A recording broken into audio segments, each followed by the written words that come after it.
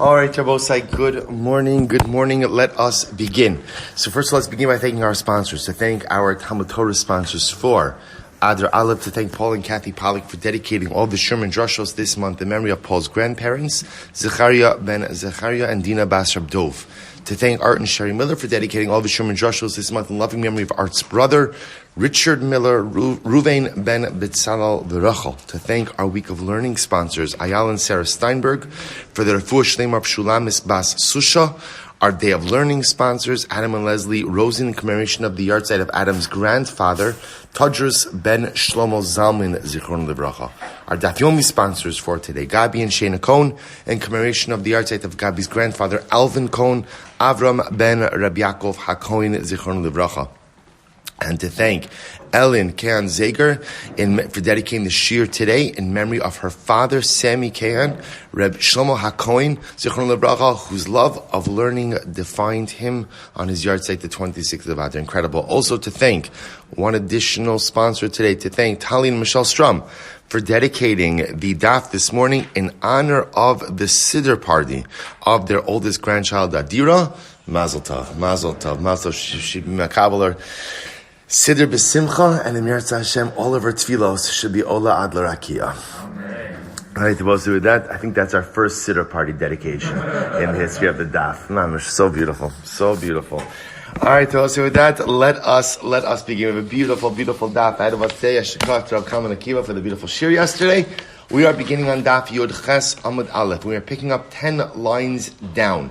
So a little bit kind of mid-sugya. So remember again, the Gemara says, Michlal de Tarvayu Sfir Luhu Decholo Shamoid Aser Ba'asiyas Melocha. So the Gemara explains over here that, picking up on yesterday's conversations, that both according to Rabbi Yochanan and Reish Lakish, both opinions hold that halacha lamaisa during Chalamayid, one is not permitted to perform any level of malacha. So the Gemara says, Minhanim, I will say this in general is an interesting discussion. Because Chalamayid, remember again, one need not look any further than the name to understand how much difficulty and almost inherent contradiction occurs during these days. Chol hamoid. Right? So there are days that are chol. Chol means mundane. Moed, moed itself just means a convocation, right? Moed just means an appointed time. But generally, again, for our purposes, moed has a connotation of Yom Tiv. So which one is it? Is it a chol? Is it a moed? And the answer is yes, right? The answer is that chalamayid, I will say, in general, chalamayid, I've always felt, is the time that really captures the essence of the Jew. Because isn't every day to a certain degree chalamayid, right? Isn't that my goal? Isn't that my aspiration in life? To take the chal and to make it into a moed. To take that which is mundane and ultimately extract and uplift, or extract the holiness and therefore uplift the mundane by finding something holy within it. But nevertheless, the Gemara says that everyone agrees that chalamayid is asr ba'asiyas malchi. You're not allowed to do malacha on chalamayid. So the Gemara says, Minhanim yili. So from where do you know that you're not allowed to do malacha on chalamayid? So the Gemara says, the Tana Rabbanon, es chag hamatzos tishmor shivas yamim. Torah says you should go and observe chag hamatzos for 7 days. Limeid al cholo shamoid sha'asr ba'asiyas malacha divrei Rabbi Yoshia. So we'll say from that pasuk, obviously it's a much longer drasha than what the Gemara is highlighting over here. But from the fact that the pasuk says, "Es chag hamatzos tishmar shivas yom," that teaches us that chalamayid, one is not permitted to go ahead and do malacha. We're using this one, not this one. Okay, good, perfect. So I'll say, so the remember when like shir just used to be shir? You know, people would show up, they would learn. If you came, you didn't. All right, Baruch Hashem, Hashi, thank you. Should I take down? I feel chashuv, like if okay, good. So the Gemara says as follows. So therefore, limeid al cholo shamoed sha'asr ba'asiyas malacha divrei Rabbi Yoshia. So we'll say the Gemara says as follows. That halacha l'maisa, we learn from here that chalamayid you're not allowed to do malacha. And if you look at Rashi says over here, chag hamatzos tishmar shivas yamim, limeid al cholo shamoed sha'asr ba'asiyas malacha, darish bei es chag hamatzos tishmar b'chal tishmar as haras lo sasi. Okay, so we'll say we're again, this is not really our primary sugi right now, so we're not going to delve into the complexities of the drasha, but suffice it to say, the Gemara learns out from this pasuk that you're not allowed to do malacha on chalamayid. Divrei Rabbi Yoshia. Rabbi Yonasan Omer, Einot Tzarech. Rabbi Yonasan says, I don't need a pasuk. Why not? It's a Kal V'chomer. What's the Kal V'chomer? Umar Rishon Ushvi'i Shin Kedusha Lifnein Ulacharein Aser Basias Melacha.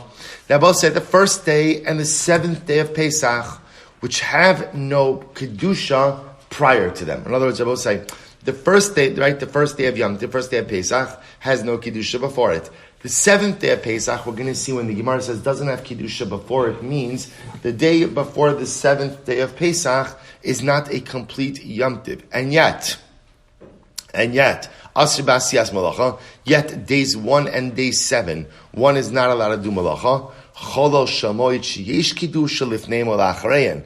Then certainly again, Chalamayid, which I will say does have Kedusha before it and after it. Before it is what? Day 1. After it is day 7. Eino din she Asr Basias Malacha. Certainly again it should be Asr Basias Malacha. There should be a prohibition of Malacha. The Gemara says, here's the problem with that Kal V'chomer. It doesn't work because look at the 6 days of creation. How so?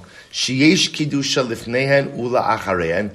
This is actually very interesting. Sunday, Monday, Tuesday, Wednesday, Thursday, Friday. Have Kedusha before it, right? Shabbos before it, and have Shabbos that comes after it, and yet umutarin ba'asiyas malacha. And yet I will say ultimately again, 6 days, right? Not only are the 6 days of the week mutar ba'asiyas malacha, but what? There is an obligation, this beautiful Sras Emes. The Sras Emes says, Sheishes yamim tasa malachtecha, ubeyom hashvi Shabbos. So the Sras Emes says, people don't understand. People look, Sheishes Yamim Tasa Malachtecha, for 6 days you shall do your work. People often look at that as a heter malacha. Right? It's a heter to work during the 6 days of the week, and Shabbos not to work. So someone says, no, it's not a heter, it's a mitzvah. It's a tzivui. Work hard during your week. Whatever it is that you do in life, work hard. Work hard. But I will say, this applies to even a person who Baruch Hashem has a schus to learn full time. Right? Whatever you do during the week, you have to work hard. There's no such thing as taking it easy. Sheishes yamim tasam latecha means be a hard worker in life. You're a professional, work hard in your profession. You're a learner, work hard in your learning. Whatever you do, give it 1,000%. There's no such thing as strolling through life. There's no such thing as taking it easy. We take it easy after 120. You have an eternity to take it easy after that. But while we're alive, each and every day, work hard, put in your effort. Only those who work hard during the 6 days of the week really get to enjoy what Shabbos truly is. So the idea over here, Shabbos is different. Okay, 6 days during the week are different. They don't have a carbon musaf. Tomar b'cholol shamoid sheyesh bo carbon musaf. Chalamayid has a carbon musaf. So we'll say, so according to this limud, it's interesting. So Chalamayid has Kedusha before it, that's day 1. Kedusha after it, that's day 7. Carbon musaf, that's biblical. Each and every day. So you put all of that together, and ultimately that creates, at least according to Rabbi Yonasan, that creates the source for the Isser Malacha on Chalamayid. Rosh Chodesh Yochiach, but Rosh Chodesh could destroy that Kal V'chomer. How so? Sheyesh bo Karban Musaf, because Rosh Chodesh does have a Karban Musaf, right? Umutar ba'asiyas malacha, but yet again, there's no Isser Malacha on Rosh Chodesh. You're allowed to do Malacha. To which the Gemara says, here's the difference. Mal Rosh Chodesh she'ein karoi mikra kodesh. Rosh Chodesh is never called the Mikra Kodesh. It's never called the Holy Convocation. Tomar b'cholo shal moed shekaroi Mikra Kodesh. Chalamayid is called Mikra Kodesh. So we'll say, so what you begin to see is, we're adding like a lot of stuff on top of this. So first of all, again, there's an Isser Malacha on day 1, Isser Malacha on day 7. Chalamayid is sandwiched in between, right? So you have before Isser Malacha, after Isser Malacha, now we have a Karban Musaf on Chalamayid. Now it's also called Mikra Kodesh. So you begin to see we're putting all of these things together in order to arrive at the conclusion that there is an Isser Asiyas Malacha. One is not allowed to do Malacha on Chalamayid as well. I says in the Gemara, one second. Hol v'kar Mikra Kodesh dinhu shasar b'asiyas Malacha. And once it's called Mikra Kodesh, right? It's really, once it's called Mikra Kodesh, plus all of these other things. There's the Karban Musaf. And in addition to that, it's sandwiched in between days 1 and day 7 where there isn't Isser Malacha. All of that together, but the primary piece being that it's called Mikra Kodesh. It's enough to tell you that on Chalamayid, one is not permitted to go ahead and do malacha. Tanya idach, I'm another brayso. Komalechas avoda lo sasu. But say you can't do any malacha. Any malachas avoda you can't do. Limaid al cholal shamoid. Sha'asher b'asiyas malachat Rabbi Yossi Lili. So Rabbi Yossi Lili learns out from the pasuk of kol melechas avoda lo sasu. You're not allowed to do any malacha. He learns out from there that halacha lamaisa, you can't do malacha and chalamayid. Now, boss, take a look at Rashi for just a moment. Rashi points out that here, kamalachas avoda lo sasu, v'samichlei shivas yom takriv v'ishal Hashem. So, boss says, remember again, right next to that pasuk that you can't do any malacha, is a pasuk that talks about all 7 days of Pesach, you're not allowed to do malacha. Or I should say, all 7 days of Pesach, you have to offer up a carbon, excuse me. So the Gemara says, Limina chol shamoid, v'haki darish, I'm reading Rashi, lo sasu shivas yomim, u'bechag asukos ksiv. Excuse me, I made a mistake. Not Pesach, but by Sukkis. V'aleh kaima hachmas nisa v'taras kahanim. Shabbos, I hear a little bit of a different drasha. Here, the Gemara sees a juxtaposition to the phrase, komeleches avoda lo sasu, and right after that it speaks about the 7 days of Sukkis. So the juxtaposition of the Isra Malacha to a discussion of all 7 days tells me that when does the Isra Malacha apply on Sukkot? To when? All 7 days. And all 7 days by definition includes Chalamayid. Beautiful. David Rabbi Yossi Lili. These are the words of Rabbi Yossi Lili. Rabbi Kiva says, no, I don't need this drasha. Ain't no tzarech.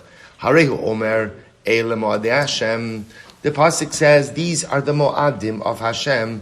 B'ma'akas of Medaber. Now, what is the pasuk referring to? Im berishon harik var ne'emar Shabboson. If it's talking about the first day of Yom Tiv, Torah already calls the first day of Yom Tiv Shabboson. Im b'shvi'i, if it's talking about the 7th day of Yom Tiv, harik var ne'emar Shabboson. Shabbos, the Torah explicitly calls days 1 and day 7. Day 1 and day 7 of Yom Tiv Shabboson. Rabbi say, we know what does Shabboson automatically mean? What does Shabboson mean? No malacha. No malacha. Okay. So I'll say, so watch what's happening over here. Right? So Rabbi Akiva says like this. Rabbi Akiva says, the Torah gives me a phrase, Eile Moadei Hashem. These are the Moadim, the Yomim Tovim of Hashem.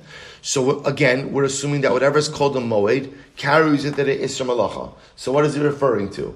If it's referring to days 1 or 7 of Yom Tiv, I don't need that pasuk. Why? Because it already calls those days Shabboson, which means a cessation from Malacha. So therefore, what? Ha'ina kasav medaber ela b'chalal shamoed. Ultimately, again, the pasuk Eile Moadei Hashem must be talking about Chalamayid l'lamdecha sha'asar ba'asiyas melacha, and it's teaching us ultimately again that Allah Chalamaisa, there is an Isser Asiyas Melacha by these days of Chalamayid. Beautiful. Tanya Idach was another brayso. Sheishes Yamim, first wide line on Chesam Dalet. Sheishes Yamim Tocha Matzos Ubayom Hashvi'i Atzeres LaHashem. The pasuk says, for 6 days you shall eat matzah, and on the 7th day it'll be an Atzeres. We'll say Atzeres also means Atzeres. Or if it translated Atzeres as a Yom Tiv, but the truth is the real etymological root of Atzeres is Atzur, a stoppage, right? Which also again refers to Malacha. So the Torah says that the 7th day is an Atzeres. So just like on the 7th day Atzur, I have to stop doing Malacha, Av Sheishes Yomim Atzurin. So too for the previous days, because we're both saying in this pasuk, the Torah is linking the 6 days of Pesach with the 7th day of Pesach. It's calling the 7th day of Pesach, ultimately again in Atzeres, right? Telling you just like on the 7th day of Pesach, you can't go ahead and, just like on the 7th day of Pesach, you can't do Malacha, so too again on the previous days, you can't do Malacha as well. Ima Shvi'i Atzur B'chol Malacha. Well, we'll say, if you're doing that, then halacha l'maisa, I would say, just as like on the 7th day, you can't do any malacha. Av sheishes yomim atzurim b'chol malacha. So we'll say, if that's the drasha, maybe I would say like this. Just like on day number 7, you're not allowed to do any malacha. Then we'll say, now it's not, when we say any malacha, we know it's not totally true. In other words, remember, it's Yom Tov. So what are you allowed to do? Ochel nefesh. But again, bigadol, so to speak. In a general sense, you're not allowed to do malacha. Av sheishes yomim atzurim b'chol malacha. So too again, for 6 days, I would think you're not allowed to do any malacha. No, we'll say maybe. So we'll say, here's what's interesting. Remember, everyone's agreeing on one central point. Everyone, right? We have harbe dracham l'makom. Right? There are many different pathways to HaKadosh Baruch Hu. There are many different pathways to this conclusion, but the conclusion is agreed upon, which is you're not allowed to do malacha on Chalamayid. So the Gemara said, 1 second, maybe what that means is you can't do any malacha on Chalamayid. Because remember, at this point in time, now what we're doing is we're comparing the 6 days of Pesach to the 7th day of Pesach. Just like the 7th day of Pesach is in Atzeres, so the previous 6 days, which include Chalamayid, are in Atzeres. Oh, well, maybe that means that on Chalamayid, you mamish can't do any malacha. To which the Gemara says, "Imashvi atzur b'chol malacha." Af sheishes yamim atzur b'chol malacha. So maybe just like the 7th day, there is a complete and comprehensive Isser Malacha. You can't do anything on day number 7. Maybe that's true on Chalamayid as well. Talmud Lomar, Ubayom HaShvi'i Atzeres. HaShvi'i Atzur B'chol Malacha. The 7th day is Asr by all Malacha. Ve'ein Shisha Yamim B'chol Malacha. I'm sorry, Ve'ein Shisha Yamim Atzurim B'chol Malacha. But the previous 6 days, which are not Asr in all Malacha. Well, remember again, the first day of Yom Tiv has its own limud, right? It has its own teaching. So the Gemara said, Lo Masran HaKosav Elo L'chachamim Lomar L'cha Eiza Yom Asr Ve'eiza Yom Muter Eiza Malacha Asura Ve'eiza Malacha Muteres. Shabbos said, this is absolutely incredible. So ultimately, again, the Gemara says, here's what we know. I know days 1 and day 7, and this applies both to Sukkot as well as to Pesach, are Asr b'Malacha. I know that the intermediate days that we call Chalamayid also are Asr b'Malacha. Again, take your pick from the drashas, right? We have a whole variety of drashas. But the conclusion is the same, which is you can't do Malacha on Chalamayid. I will say, what's missing from the picture? What types of Malacha can't I do on Chalamayid? Right? What types of Malacha? To which the Gemara says, HaKadosh Baruch Hu gives us the framework. Chalamayid should be not a regular chol. Also doesn't have to be a complete moed. So some things are asr, some things are mutter. And he left it in the hands of Chazal to determine what you're allowed to do and what you're not allowed to do on Chalamayid. Take a look at Rashi. Hare lo masran ha'kasav ela chachamim kilomar me'achar she'amalacha ha'kasav she'en atzurim mimalacha v'lo b'kulan. See, also here's what's interesting. So the Torah tells me that Chalamayid is atzurin b'malacha, which means I'm not allowed to do malacha. But the Torah does v'lo b'kulan, but yet it doesn't. Not all malacha is aser. Only some malacha is aser. V'lo perish, and yet the Torah doesn't tell me eiza hamuteres ve'eiza asura, right? Which is aser, which is mutter. Da ure'ei shalom masron ela lechachamim hayodin lahavin al eiza lahati laheter v'al eiza lahati laha'iser. So Kodesh Baruch Hu left this to Chazal to determine what are you allowed to do on Chalamayid, what are you not allowed to do on Chalamayid. Ve'heim yomru eiza yom tov al pi kiddush hariyah v'asr b'chol malacha ve'eiza chol shamoid she'eino asr b'chol malacha v'chol shamoid. So we'll say Rashi says the Gemara is saying even something more profound. Remember, the entire essence of Yom Tiv is in the hands of Chazal, right? In the hands of the Rabbanon, right? How so? Because remember again, how do you establish when Yom Tiv is? Based on the calendar, right? So you have to establish the calendar, and then ultimately again you establish Yom Tiv. So Chazal established the calendar, thereby established the dates of Yom Tiv, thereby telling you what's the first day, what's the 7th day, what's Chalamayid, and then in Chalamayid itself, Chazal will tell us what we're allowed to do and what we're not allowed to do. So by the way, this notion that Yom Tiv really is based on the power of Chazal is reflected in Kiddush. Remember again, how do we end Kiddush on Yom Tiv? Mekadesh Yisrael, and again, whatever it is. Right? Mekadesh Yisrael v'hazmanim. Right? Mekadesh Yisrael v'hazmanim. Why Mekadesh Yisrael v'hazmanim? Because again, Mekadesh Yisrael means Chazal established the calendar. And once the rabbis established the calendar, then Hazmanim, then the Yom Tov, as opposed to Shabbos. How do we go ahead and conclude Kiddush on Shabbos? Baruch atah Hashem, Mekadesh HaShabbos. Why? Because Shabbos is de facto Kiddusha. Right? Shabbos at the end of the day has nothing to do with me. In other words, I make Kiddush, that's a mitzvah that I have, but Lamaisa, we just did this in Smichas Chaver, the Kiddusha of Shabbos is a de facto Kiddusha. It begins when the sun goes down on Friday, and it ends when 3 stars emerge on Motzei Shabbos, whether I do anything or not. Because it's an incredible yisod. So therefore, again, Rashi's pointing out over here, it's not just the pshat that the definition of Malacha and Chalamayid was given over into the hands of Chazal. Essentially, the entirety of Yom Tov is given over into the hands of Chazal. The entirety of Yom Tov. Rashi fishes up. He says, "V'acholo shama yagid lecha." And about Chalamayid, Rashi says, Chazal will tell us, "Eizu malacha asura, davar she'eno avid, ve'eizu malacha mutaras davar avid." Abosai going back, hearkening back to our Moed Katan days, right, to the beginning of Moed Katan, right, about Beis HaShalchin. That's how we started out, Moed Katan, the halachas of davar avid on Chalamayid. So it's absolutely amazing. So therefore, again, what comes out, the conclusion of the sugya is, there is an Isra Malacha on Chalamayid. What is the Isra Malacha on Chalamayid? So again, that's up to Chazal to define the scope and parameter. Again, we saw much of this already in Maseches Moed Katan, that essentially, on Chalamayid, obviously Ochal Nefesh is permitted, but again, otherwise, general Malacha is not permitted, right? Unless, of course, you're talking about a Davar Avid, encountering a loss. So we'll say it's just incredible to see. It's absolutely incredible to see how, and this is such a contrast, right? Think about this in just a moment, right? The parashas that we're in now, right? We're about to Mirtashim this week, we're zocha to finish Chumash Shmos, so Pekudei. So we say Truma, Titzav, Bayakel Pekudei. So many details, right? Regarding the structure that we will never, ever have again. Right? There's never, I have mentioned this, there's never going to be another Mishkan. Santa Pshal, when Mashiach comes, Chalash Baruch is going to say, you know what? We have some construction delays, right? There's supply chain disruption, right? So you're gonna have to wait a little bit longer. Here's a Mishkan to hold you over. There's no such thing. All the details, every last detail, more details than you ever want to know about the Mishkan, right? You've got in these parashios.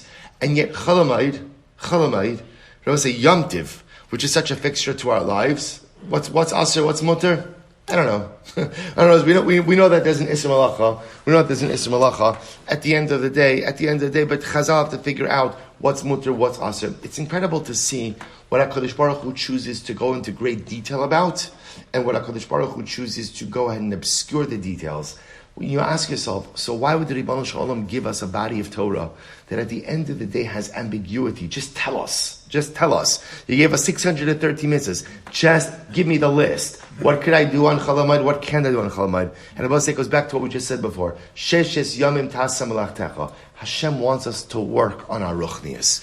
You see, if everything was spelled out, you wouldn't have to labor over a sugya. If everything was spelled out, you wouldn't have to toil. Sure, it's always easier to have everything spelled out and delivered, right? Like spiritual Instacarts, right? Just put in what you want, it'll show up at your doorstep. That would be great. Except that's not what HaKadosh Baruch Hu wants from ruchnias. Ruchnias is only meaningful if you have to work. If I just show up and everything is just put out there and I don't have to toil, there's no accomplishment in that. You could gain knowledge like that, but you can't gain greatness like that.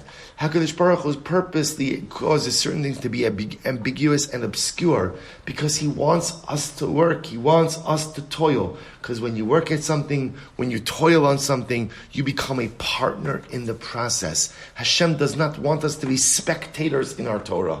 He wants us to be partners in our Torah. Such an incredible yisod. So also remember again, going back to the end of the Mishnah. So the Mishnah on Yud Zayin, yesterday's daf said that Yom Tevoach Achara Shabbos. So the Mishnah ended off by saying as follows. Remember, all the other Yom Tovim have tashlumin, right? There are days after Yom Tiv that you have the ability to make up any sacrificial things that you may have missed. So the Mishnah talks about as follows. The Mishnah says over here that Yom Tevoach was Achar HaShabbos. Right, the Yom Tevoach for Shavuos, right, was Achar Shabbos. So the Mishnah said, Modim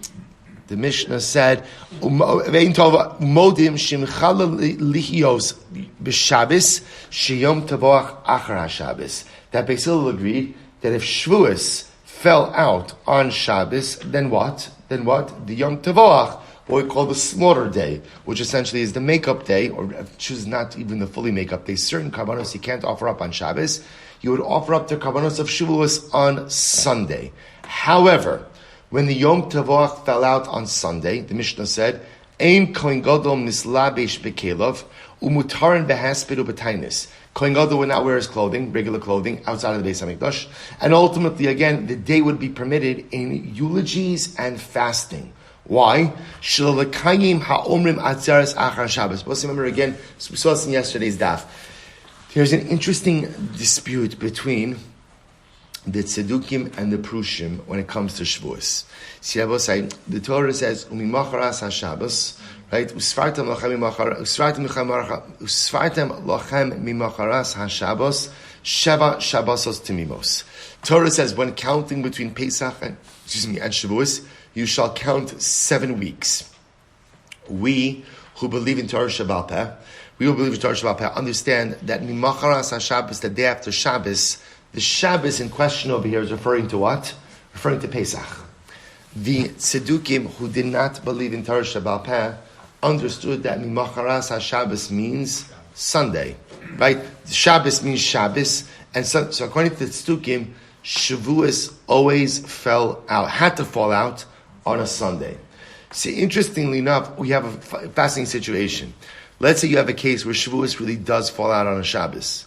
Therefore, the Yom Tavoach, the slaughter day, right, to go and offer up some of the karbanos, would have to be on Sunday. The concern we had in a situation like that is lending legitimacy to the halachic position of the tzdukim. In order to offset that, see, I'd offer up karbanos on that Sunday after Shavuos, but what we would do is we would say that Sunday was permitted in eulogies and fasting. Now, what happens when you permit eulogies and fasting on that Sunday? What does that show? That it's not a Yom Tiv. Now, both say, normally we would not have eulogies and fasting on the sacrificial makeup day. We wouldn't do that. But because, again, we're concerned that if we don't allow that on this day, it will lend legitimacy to the position of the tzdukim, we allowed fasting and eulogies, which will say, it's so interesting, understand what's happening. That Yom Tavoach, that slaughter day, does have sanctity. It does have sanctity. And you really shouldn't eulogize and fast on that day. But here's what's fascinating. Sometimes, in order to go ahead and uphold the legitimacy of Torah, you have to take shortcuts with certain things. It's almost is lasos lashem hefaru sarasecha. Sometimes, in order to uphold Torah, you have to take shortcuts. So remember again, we saw this back in Maseches Megillah. Megillah Moed Katan, right? Where was one of the first examples of this? By Boaz. Right? Boaz instituted greeting people with Megillah. M'shem Hashem, with the name of Hashem. Right? Boaz comes to the field, right? He says, Hashem imachem, v'yivarechecha Hashem. Everybody's greeting each other. God this, hey God, what's that? All this stuff. Everybody's greeting each other with the name of God. We're greeting each other with the name of God. Where did this come from? Remember again, Boaz is the one who instituted, the fact that today we say, Baruch Hashem, or Shalom Aleichem. That comes from Boaz. You shouldn't do that. Throwing around the name of God in greeting someone. Boaz was the one who felt that people had forgotten about God. And therefore we had to reintroduce God into the day-to-day exchanges. We had to put God back on the map. Right? Make God great again. Right? We had to go ahead and bring HaKadosh Baruch Hu back into the day-to-day lives of people. So how do you do that? Introduce HaKadosh Baruch Hu into the greetings. Now, Rabbi said that's not ideal. But sometimes you have to do less than ideal things in order to go ahead and serve the greater good. So here's an example of this also. We're scared that if we treat that Sunday after Shavuos as a Yom Tiv, people are going to look at that as a win for the Baitusim. Therefore, again, what did we do? We tell people, give your karbanos, but you could also deliver eulogies and go ahead and fast on that day. So also an interesting story here. So the Gemara says, Va'itmar, Maisa umeis Alexa. Alexa died, right? Alexa died. Can you imagine how quiet the house is if Alexa dies? Right? So Meis Alexa. Now, boss, in all seriousness, who is Alexa? So it's fascinating. So both say, so first of all, again, the Yerushalmi has a version where it's not Alexa, but it's Alexander. So again, it's a reference to Alexander the Great. Right? Remember again, Alexander the Great was very good to the Jews. So ultimately, again, many wanted to attend his Levaya. Others say it's actually interesting. There is an Amora who is quoted in a number of different places as Rebbe Alexa. Rabbi Alexa, he doesn't appear in the Bavli, appears in the Tosefta, and appears in the Yerushalmi. So quite fascinating. So either an Amora named Rabbi Alexa, or perhaps, again, just a little bit of a typo, and it's supposed to be Alexander. Okay, in any event, what happened? Ma'isa umes Alexa belud. So Alexa died in Lud. V'nichnusu kol Yisrael sopto. And I will say, when was this happening? Apparently, again, this was happening on the day after Shavuos, what we would call the Yom Tovoach, the slaughter day. So everybody was coming in to eulogize him. Rabbi Tarfon prevented people from eulogizing because it was Yom Tov of Shavuos. Yom Tov of Shavuos. Yom Tov Sagadeitcha. So I will say again, Yom Tov. This was a Levaya in Yom Tov. Ibi Yom Tov Mika Asu. I will say if it was a Yom Tov, how? So I will say. So again, remember, this also depends. See, if it was Alexander the Great, Alexander's Levaya could have been on Yom Tov. If, however, again, it was Rabbi Alexa and Amora, would he have a Levaya on Yom Tov? But I will say, even if it was Alexander the Great, the Pashtus Jews wouldn't be coming to a Levaya on Yom Tov, right? Even if Alexander the Great would be coming for Yom Tov. So how could you tell me it's on Yom Tov? Ela'ima b'pnei sheyom tevoachaya. Oh, it wasn't Yom Tov. It wasn't Yom Tov. What was it, Rabbi say? It was what we call Isru Chag, the day after Shavuos, which again, we know, again, from a sacrificial perspective, has sanctity, because it is the day in which you could offer up the karbanos of Shavuos. So we'll say, what do you see from here? That's a contradiction. Because what did we just say? Our Mishnah said that Allah Lamaisa, you can go ahead and offer up, the day after Shavuos, you're offering up karbanos, right? The karbanos of Shavuos. And I will say, we know that Halacha Lamaisa, the Mishnah said, you're allowed to eulogize on that day. So why is Rabbi Tarfon not allowing them to eulogize on this day? What's going on over here? Lo kasha, it's not a contradiction. Here we go. Kan b'yom tov shechalios achar HaShabbos. Kan b'yom tov shechalios b'Shabbos. Rabbi say this is actually quite fascinating. When did Chazal allow you to go ahead and eulogize after Yom Tiv? After Yom Tiv, Rabbi said that was in a very specific situation when Shavuos fell out on Shabbos and the Yom Tovach is on Sunday. That's when, so I'll say, let's take a step back for just a moment. Isru Chag, the day after Yom Tiv, does have a quasi-kedusha associated with it. And especially on Shavuos, that is a clear makeup day. So let's remember again, on the other Yomim Tovim, you have a Chalamayid, right? So Pesach, whatever you don't get to do on the first day, you could do on Chalamayid. Sukkot, whatever you don't get to do on the first day, you could do on Chalamayid. Shavuos is unique like this, because Shavuos is only one day. So the Lamaisi, you have the Yom Tovach, the day after Shavuos. So I will say, so Chazal only said, we want you, so to speak, to eulogize and fast on the day after Shavuos in a very specific situation, which is when Shavuos falls out on a Shabbos, and then we'll call the Yom Tavoach or Isru Chag falls out on a Sunday. That's when we're concerned that if you treat that day with any level of Kedusha, it lends legitimacy to the position of the Tzdukim. But if Halacha L'Maisa, Shavuos falls out on any other day of the week, then what? What's the status of the Yom Tavoach? What's the status? Isru Chag. Isru Chag, and therefore what? No eulogies and no fasting. So it must have been, the Gemara says, that Rabbi Tarfon didn't allow them to eulogize. It must have been where the Yom Tovach, the Isru Chag, the day after Shavuos, was a different day of the week. It wasn't a Shabbos Sunday setup. Look at Rashi. B'yom tov shechalios b'Shabbos, sheyom tovach achar Shabbos, muter behesped, mipnei ha'omrim atzeres achar Shabbos, v'hai de'Alexa belud, Yom Tov Shechalios B'cholhu, Then Yom Tovach Shalom Yom Echad B'Shabbos. So also it must have been that when Alexa died, Rabbi Alexa or Alexander, when they died, ultimately the Levaya was on the day after Shavuos, but it wasn't a Sunday. It wasn't a Sunday. So I will say, when you have a situation that Halacha L'Maisa, the day after Shavuos falls out on the day of the week, other than a Sunday, there will be an Isser to go ahead and deliver eulogies and fast. This also seems to be a raya that it can't really be a reference to Alexander. It must be a reference to Rabbi Alexa, because otherwise, how would Rabbi Tarfon have power over eulogies? Unless, of course, it's talking about a situation where Alexander the Great died and Jews gathered by themselves, not at the Levaya, to eulogize the king. Okay, either way, I will say, what comes out of here is as follows, that the Mishnah's halacha that you're allowed to go ahead and eulogize and fast on the Yom Tovach, the day after Shavuos, is dafka only when what? when Shavuos is a Sunday and the Shavuos is a Shabbos and the Yom Tov is a Sunday. We purposely downgrade the holiness of that Yom Tov so as not to lend legitimacy to the erroneous halachic positions of the Tzedukim. However, when Shavuos falls out on any other day of the week, and therefore the Yom Tov is any other day other than a Sunday, or obviously a Shabbos, then Allah Kalamaisa, that day has a quasi-sanctity attached to it, and therefore fasting and eulogizing will be asur. We'll say there's a whole discussion here also, not our topic for today, but understand, Shavuos actually, we saw this actually earlier in the Sugya, Shavuos actually doesn't just have a 1-day makeup period, but Shavuos actually has a 7-day makeup period afterwards also, which is why for our purposes, interestingly enough, no one says Tachanun on Isru Chag, right, on the day after Shavuos, what we would call the Yom Tovach. But Allah Chalamayisa, there is a minhag not to say Tachanun. Many abide by this minhag, right? Many hold by this minhag.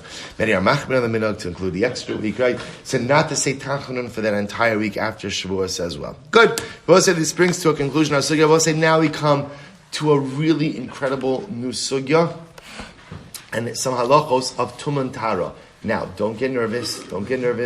This is friendly Tuman Tara, exciting Tuman Tara. Right, I will say again, and remember, understand, when you learn these sugyas, we'll say sometimes, for honest, sometimes when we see Tuman Tara, we tend to not zone out, but just, get a little bit nervous, right? Tense up a bit. Oh, when is it going to be? Maybe we flip forward a couple of pages. All right, so this is going to be with us for a little while. Tuman Tara, but I will say, understand, when we learn the halachos of Tuman Tara, remember again, I will say, these are the halachos that are applicable during Mashiach. So just understand that what we're doing is we are preparing ourselves for the Geula. When I learn Tuman Tara, and I will say, and I make a goal, let's really try to understand these sugyas. When I try to understand that was when Mashiach comes and everyone else is scrambling to figure out how to eat this or how to do this or how to conduct themselves in this situation, we will, in Yahrzeit Hashem, be ready. We will be ready to go ahead and master. We'll be ready. We'll be ready to conduct ourselves just in daily life. So let's see the Mishnah. It says in the Mishnah, so now we're actually starting out with an interesting discussion here. So we're going to see that there is a type of, normally when we speak about tevilah, when we speak about immersion, so immersion usually means the entire body. There is we'll call netilas yadayim. Netilas yadayim, which literally means, or it should say tevilas yadayim, an immersion of the hands. So there is a concept in halacha that yadayim askanios, right? The hands are all over the place. In other words, I touch things that may be unclean or impure without even realizing that I've touched something. So there's a concept, therefore, that before partaking of anything that has some level of sanctity, one is supposed to go ahead and immerse their hands. Now, this is a rabbinic concept. Because mid'oraisa, there's no such concept of just immersing your hands. Either you immerse what? Your body or nothing. There's no such thing as a quasi-immersion. So So Rabbi the Mishnah says, literally means I wash my hands. But we're going to, of course, this means in a mikvah. I wash my hands for chulin, for meiser, and for truma. I will say meiser in this context means meiser sheni. Right? Remember again, Meiser Sheni is the tithe that I separate, and I go ahead and take it to Yerushalayim to consume it there. So I wash my hands for Chulin, we'll discuss why for Chulin, for Meiser Sheni, and for Truma. Truma is the portion, of course, that is given to the Cohen. Look at Rashi. Notli Adayim Chulin and Meiser Truma. Tailahem benetila dikli, she'ein bo ela revius mayim. And Abba, we're talking about over here that it is enough to go ahead and simply wash my hands. Right? I don't have to immerse in the mikvah, but I can wash my hands with a utensil that holds at least a revius of water. Ula kodesh matbilin. However, for kodesh we'll say, now what's kodesh? Rashi says over here, avalech o shlamim o chatos ve'asham lekohanim yesh mayla shetzarach lahat b'yadayim ba'arba'im sa'ah. The afapi she'inon elastam yadayim shlo noga b'tum adoraisat amatam is kologov. So I will say for kedusha, if you want to partake of karbanos, that requires me to what? To go ahead and immerse my hands in a mikvah. So watch. So okay, you're going to see a progression. So to eat chulin, to eat meiser sheni, and for a kohen to eat truma, all I need to do is to wash my hands with a kli that holds at least the revius. If I go ahead and I want to eat sacrificial items, that requires immersion of my hands into a mikvah. Lechatos, I will say chatos in this context means to touch waters of para aduma, right? What we call mechatos. Remember again, a person comes in contact with the dead. In order to go ahead and rid oneself of that ritual impurity, you take the para aduma, you slaughter it, you burn it, you reduce it to ashes, you mix the ash with spring water. That concoction, that mixture is sprinkled upon the person who has contracted a ritual impurity, and that's how they become tar. Now, Bosai, in order to handle mechatas, waters of para aduma, im nitmu yadav nitma gufo. When it comes to paraduma, Bosai, if your hands become tamei, your entire body becomes tamei. Rashi says over here, lechatos liga b'mechatos hamayim hamukdashim be'efer para lahazos min al tamei mesim yeshmayli yisera shenitmu yadav va'achas min advarim hamitam min esayadayim v'lo asaguf kigon vlad shatum tuma kigon sefer b'chol tumas sheniv sefer. So Bosai, salach l'mais, we're going to see. Let's say, we know this already. The greater the sanctity of an item, the more sensitive it is to impurity. So therefore, again, for example, when it comes to mechatos, if halacha l'maisa, my hands become ritually impure, even with a very low-grade tumah, the entire body becomes tameh and requires an immersion before handling the mechatos. Good. Taval. So we'll say, so those are our categories. The category working from lowest to highest. So therefore, again, chulin, meiser sheni, truma, assuming that I know myself to be ritually pure. The only thing I need to do before I partake of those items is what? Wash my hands. Wash my hands from what? From what? A kli, a utensil. Next level up. So kodesh, if I want to partake of karbanos, right? And I know myself to be ritually pure. What do I need to do in order to partake of the karbanos? Immerse my hands in a mikvah, right? What we call tevilas yadayim. Immerse my hands in a mikvah. Now, next category, highest category, chatas. If I want to handle the waters of paraduma, what do I have to do? Pretty much what do I have to do? I have to go to the mikvah, right? Because if I assume that maybe my hands have any level of ritual impurity, then Allah I have to go to the mikvah before handling the waters of the paraduma. Next, taval lemaiser. So now we're switching gears. I go to the mikvah. So we'll say, let's say I go to the mikvah, taval lemaiser. We'll say, it's one of the things, it's interesting, it's one of the things that we miss out with not having the Beis HaMikdash is the mikvah, right? And sometimes, again, the role, we think about mikvah, we think about for women, but the truth is the mikvah plays such an important role in a man's life as well. This has been a little bit lost in the absence of the Beis HaMikdash. So again, so some of us go to the mikveh every Erev Shabbos, if not every Erev Shabbos, at least before Yomim Noraim. And, we forget the power of a mikveh for a man as well. Just the ability to be toval, the ability to immerse oneself, and the cathartic effect that has upon an individual. So when Mashiach comes, Tefillah is going to, once again, not just for men, Tefillah for men is going to become such an important part of our lives. So taval lemaiser. So now listen to this. Let's say a person went to the mikvah, and a man went to the mikvah with the intention of eating meiser sheni. Hochzak lemeiser, asla truma. So we'll say the lashon over here is as follows. Taval means you go to the mikvah. Hochzak means your intention. So I go to the mikvah for the purposes of eating meiser sheni. Right? Even though I say, do you have to go to the mikvah before eating meiser sheni? No. What do you have to do? Wash your hands. So okay, but the case over here is the person went to the mikvah. So I went to the mikvah to eat meiser sheni. That didn't sound right. I didn't go to the mikvah. I went to the mikvah in order to ready myself. Although I'll tell you, my boys tell me they go to the mikvah Erev Shabbos. One of the mikvahs they use, right, when you come out of the mikvah, they have a bakery and like a kugel shop.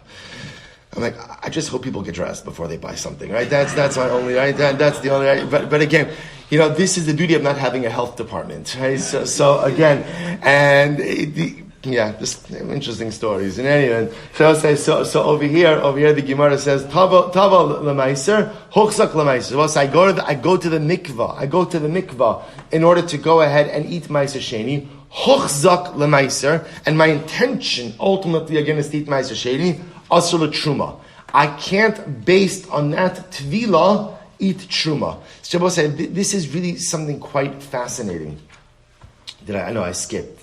Yeah, I skipped. I'm sorry. Taba l'chulin, hochzak l'chulin, asla ma'isa. I went to the mikvah for the purpose of eating chulin, and then what happened? My kavana was to eat chulin. I'm not allowed to go ahead and eat meiser based on that tefillah. Look at Rashi. Asr l'meiser, huchsak lashon kavana, klomer niskabin lahamid gufa bechezka asar l'chulin. So we'll say, this is really interesting. So what the Gemara Mishnah is teaching is as follows. If I go to the mikvah with the intention to ready myself for something, that explicit intention precludes me from doing something else. So if I went to the mikvah for the purposes of going ahead and eating chulin, that tevilah, that immersion does not allow me to go ahead and consume meiser sheni. Tavala meiser, hochsak lemeiser. If I went to the mikvah for the purposes of eating meiser sheni, again, am I kavanas for meiser sheni? Asal truma. Based on that immersion, I can't eat truma. Tavala truma, hochsak letruma, asal kodesh. If I went to the mikvah for the purpose of eating truma, Cohn goes to the mikvah for the purpose of eating truma, and my kavanah is for truma, I can't eat karbanos based on that immersion. Tavala kodesh, person went to the mikvah for the sake of eating sacrificial items, hochsak lekodesh, and my das was for kodesh, aser lechatos. Ultimately, again, I cannot go ahead and handle waters of paraduma. So we'll say fascinating halacha. So what it's saying is, if you immerse for a specific purpose, that immersion only works for that purpose, but for nothing higher. However, the opposite does work. Taba l'chamar, mutra l'kal. So we'll say, however, it goes without saying, if you go ahead and you immerse for a more chamar purpose, it allows you to go ahead and do anything beneath that. So, for example, if you go ahead and go to the mikvah for the purpose of kodesh, let's go with kodesh, for example, and I have in mind that I'm going to the mikvah for the purpose of eating shlamim, right? So, we'll say, what doesn't that allow me to do? Chatos, right? It doesn't allow me to handle the waters of paraduma. What does it allow me to do? Right? Truma, meiser sheni, chulin. So, which is intuitive, right? Which is logical. So again, going ahead and going to the mikvah for a particular purpose allows you license to do anything below it, but not above it. However, Rabbi said, listen to this. Tava v'lo hochzak. But if you go to the mikvah and you don't have any kavanah, ki'ilu lo taval. It's as if you didn't go to the mikvah at all. Look at Rashi v'lo hochzak. Lo niskavin l'shem tevilas tara. Elo l'rechitza ba'alma. So I will say, if a person doesn't have kavanah, it's as if they weren't tovel at all. It's as if you took a bath. It's good to take a bath, very good to take a bath, but Lamaisa doesn't help you with any levels of kedusha. I'll say, what a powerful line. What a powerful line. Sometimes in life you can go through all the mechanistic motions, right? Sometimes you could go ahead and check all of the behavioral mechanistic boxes. But if you do the actions, but you don't have the kavanah, if you go through the motions, but you don't have the heart, you don't have the intention, you don't have the mindset, then the actions become meaningless. Now, that's not always true, right? Sometimes actions by themselves do something, even without mindset. But Abba said, listen to this. You know when it doesn't work? When do actions by themselves, without kavanah, not work? In the pursuit of kedusha. In the pursuit of TORAH, if you're looking to become pure, right? If I'm looking to cleanse myself of that which I've done and elevate myself to a new level, actions without kavanah don't affect the necessary results. See, I will say, when it comes to mitzvahs, for example, I could do mitzvahs without machshava, right? I could do mitzvahs without thought, without kavanah, and the truth is, technically it works. When it comes to TORAH, when it comes to purity, when it comes to a desire to become pure and holier and more kaddish, if I just go through the motions, but I don't have any kavanas, it's not laced with thought, then ultimately, again, that's not the road to TORAH. That's not the road to holiness. Big day Amaretz, the clothing of Amaretz, midras leprushin. So I will say, these are really all fascinating halachas. The clothing of an Amaretz, I will say, Tumas Medrash, we've seen this. This is by a Zav. Right, for example, a Zav who goes ahead and sits on something, supports his weight on something, conveys what's called Tumas Medris to the item which is supporting his weight. So I will say the clothing of Amei Ha'aretz, the clothing of ignorant people, these are people who are just not versed in the halachos of Tum and Tara. Is that it? That's it. Okay, that's it. Sorry. Have a great day, everyone. And time's up. So big day Ama Aretz Midras Leprushin. So ultimately, again, the clothing of an Ama Aretz is halacha l'maisa. I just want to know who's setting, who has an alarm to go off at 10 to 9? Who's sleeping till 10 to 9? That the alarm to go off. Ridiculous. It's whoever you are, see me after shir. See me, because you have way too much time on your hands if you're sleeping till 10 to 9. Incredible. So I'll say, big day Amma Aretz, midras leprushin. So I'll say, listen to this. The clothing of an Amma Aretz, they have tumas medras to prushin. I'll say, who are prushin? It's fascinating. These say, who are prushin? I'll say, prushin, kishmokin who? A parush means someone who's separated. Prushin were people, regular people, who were vigilant with the laws of Tumah and Tara. They were vigilant laws of Tumah and Tara. So the clothing of an Amma Aretz, the assumption is Amma Aretz. Also, we just started Maseches Demai yesterday. It's not told by the Mishnah here. If anyone hasn't joined up yet, it's really, really great. You have a WhatsApp group. We post it every day. Clear it on your own. So Demai, Maseches Demai, is all about, again, Amma Aretz. Amma Aretz often were just, they were the ignorant folk, unlearned individuals who did not know halachas. Amongst the halachas of Amma Aretz did not know the halachas of Tumah and Tara. Tumah and Tara. So therefore, again, the Gemara says over here, the clothing of an Amma Aretz are considered to have Tumas Medris for Prushin. Big day Prushin, Medris la'ochle Truma. Let's listen to this. Yet the clothing of Prushin were considered to have Tumas Medris for people who ate Truma, i.e. for Kohanim. So I will say, it's fascinating, by the way. There's always someone holier than you, and there's always someone less holy than you.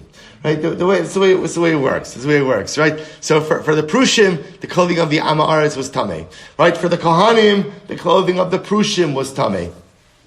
Big day Ochle Truma, Medras Lakodesh. Right? And I will say the people who ate Karbanos, they would treat the clothing of those who ate Truma, regular Kohanim, ultimately as Tameh. Big day Kodesh, Medras Lechatos. And those who went ahead and dealt with the waters of the Paraduma, they treated even the clothing of Big Day Kodesh, of those who ate Kodesh, as having Tumas Medrash as well. So we'll say, the idea is the same tiers. It's the same tiers. Yosef, again, we'll get into all of this in the Gemara. Yosef ben Yoezer, Haya Chasid Shebekuna. Let's listen to this. Yosef ben Yoezer was one of the Chasidim of the Kahuna. Right? What a title. Haya Chasid Shebekuna was one of the most pious members of the Kahuna. And what? V'haiso mitpachto medras lakodesh. Yet his handkerchief was considered to possess tumas medras for those who handled the waters of the Para Aduma. Yochanan ben Gudgada haya ochal al taras kodesh kol yamav. Yochanan ben Gudgada, who I will say was makbid his entire life to always eat everything, both chulin as well as consecrated items. Al taras kodesh, everything he ate. He ate, I will say, on the level of sacrificial sanctity, and yet, v'haisa mitpachto medras lachatos. And yet his handkerchief was also considered to possess tumas medras for people handling para aduma. So we'll say, the point the Mishnah is saying is, para, it's interesting to see, by the highest level of sanctity is ascribed to para aduma. Para aduma, good. Let's begin to dissect. So we'll say, you begin to see, by the way, it's really interesting. And this is all Tumantara, but it's really, really fascinating. Let's begin to dissect it. So we'll say, so let's back up a little bit over here. So the Mishnah started out by saying that you have to wash it, you have to do netilas yadayim for chulin and for meiser sheni. So really, do chulin and meiser sheni require netilas yadayim or minhi? The Gemara asks the question, Truma v'abikurin chayav and alein misa v'chomesh. Let's listen to this. Bryce says, Truma. Both remember again, Truma is the portion you give to the Kohen. Bikurim, first fruits, chayav and alein misa. If you eat them intentionally, if Yisrael eats these intentionally, it carries the death penalty. Chomesh is if you eat it unintentionally, you have to pay back principal plus a fifth. V'asr lezarin. And ultimately, again, non-Kohen are not permitted to eat it. V'hein nichse Kohen. And I both say Truma and Bikurim belong to the Kohen. I both say, Rashi says, what does it mean to belong to the Kohen? That if a Kohen wants to be Mekadesh a woman, he wants to betroth her by giving her an item of value. And the item of value he gives her are Bikurim or Truma, that works. Va'olin be'echarumeya, and they're bottled in a mixture of 100 to 1. Unitu'unin netilas yadayim, and they require netilas yadayim before eating. The hair of shemesh, and if you become tameh, it's not enough to go to the mikvah. You have to wait till nightfall in order to eat them. Hari elu b'truma bikurim. All of these halachos apply to truma and bikurim. Mashe'en kain b'meiser, but it doesn't apply to meiser sheni. The chol shekain b'chulin, and all the more so by chulin. So we'll say, what do you see from here? You see explicitly that halacha l'maisa, there is no din of netila. There's no din of netila ultimately again by truma, by meiser sheni and by chulin. So kasha meiser meiser, kasha chulin chulin. So how do you reconcile this with the Mishnah? So bishlam meiser lo kasha. So maybe it's not a contradiction by meiser sheni. Why? Harabi meir v'harabanan. But maybe it's just two different opinions. How so? This nan. Here we go. Kalaton biasmai midivrei sovrim metame as hakodesh uposel as hatruma umutter l'chulin ulamaisa divrei meir. So we'll say, listen to this. Anything that requires tevila, right? Midrabanan. Anything that requires tevila midrabanan, and ultimately again has the ability to convey tumah to kodesh, which refers to sacrificial items, uposel as hatruma, and can render truma invalid. Umutter l'chulin ulamaiser. But by chulin and meiser, ultimately again will be mutter. So we'll say Rabbi Meir holds. Rabbi Meir therefore is of the opinion that halacha l'maisa, neither chulin nor meiser sheni require any type of either immersion or washing before partaking. The Chachamim will agree with chulin, but ultimately hold that meiser sheni does require at least an atila. So I will say, it's okay. So now at least for meiser sheni, we can reconcile it. Perhaps again, meiser sheni, Rabbi Meir is machmir by meiser sheni, that it requires natila. The Chachamim are mekel, and therefore our Mishnah that says that meiser sheni does not require natila is reflecting the view of the Chachamim. Elo, chulin achulin kasha. But what do you do about chulin? Lo kasha, ha ba'achila, ha b'negia. Interesting, I will say. Maybe the way to resolve chulin is one is talking about eating chulin and one is talking about touching chulin. Look at Rashi just a moment, 4 lines up from the bottom. Rashi says, ba'achila, masnisin dematzrich netila, ba'achila kamar. Maybe when the Mishnah says that you have to wash before chulin, it means chulin consumption. The Brisa that says that you don't need any washing before interacting with chulin is talking about what? Touching chulin. There is a distinction between eating chulin and touching chulin. Eating chulin requires netila. Touching chulin does not require anything. So I will say, what the Gemara just wanted, so therefore again, halacha l'maisa, what the Gemara just wanted to try to do over here is as follows. That there's a fundamental machlokes by meiser sheni. Does meiser sheni require netila before consuming it or not? Is a machlokes Rabbi Meir and the Rabbanan. Rabbi Meir says yes, the Rabbanan say no, and therefore again, I'm sorry, just the opposite. Rabbi Meir says no, the Chachamim say yes, and our Mishnah which says that you need netila prior to partaking of chulin is the Chachamim. However, again, that's by meiser sheni. That's by meiser sheni. However, again, when it comes to chulin, there's a fundamental distinction between eating chulin and touching chulin. If you're eating chulin, everyone will agree that you require netila, washing of hands. If you're touching chulin, ultimately you will not. We'll stop over here for today. In Mirat Hashem, we'll pick up with the resolution of this. And again, we'll say we're going to emerge from this sugya with the real working understanding of at least these halachas of Tum and Tara. Exciting days ahead of us. Shkoyach. All right, Chavra on Zoom, have a great day, everyone. Oh, did I freeze?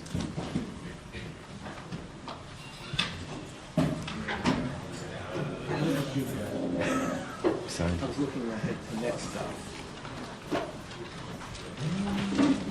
What if you have a full world-class surfer? Now, as long as the ark stays in the ark, you can't say that he is. That's the deal. What if he says it's wash out? Yeah, I don't know. I haven't looked at it yet. You will never have that. Yeah, I haven't looked at it yet. But instead of saying, I'm going to have to feel like, maybe if he's washed out, he should just say Shema. Right. Probably true. Especially depending where he washes out.